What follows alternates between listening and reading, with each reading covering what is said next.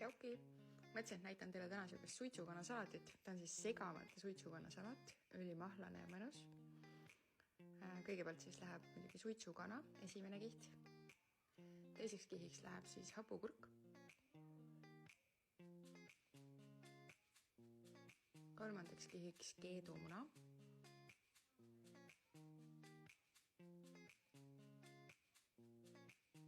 Siis tulevad herned.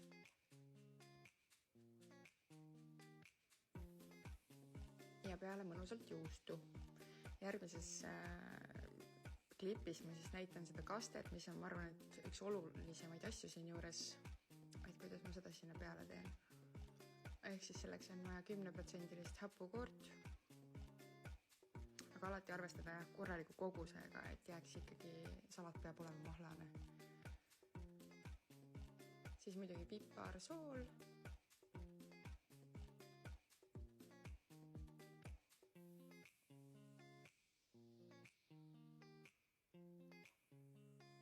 Ja üks asi, mida mina nagu põhimõtteliselt lisan igasse salatisse, on hapukurgivedelik. No tõesti, see annab ülihea maitse. Et ma teen kartulisalatit ja muid salateid ka üsna sarnaselt. Ja muidugi sinep. See on ka üks väga tähtis komponent. Mikserdad selle kõik mõnusalt kokku.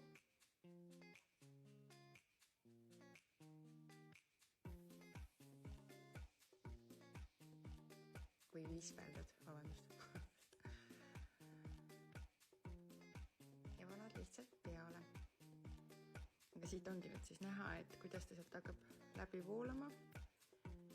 No, mina olen muidugi alati see, kes suudab alati võtta siukse kausi, mis hakkab üle ajama. Aga kui raputad tsipakene allapoole, siis on näha kohe sealt, et kuidas ta ikkagi sinna lõpuni välja jõuab. Üle ääre ka muidugi tuleb. Varan selle viimase tilga veel peale. Ja siis põhimõtteliselt külmkappi. Ma arvan, et siuke tund 2 võiks ta seal seista. Ja lõpuks näeb ta välja selline. Head isu!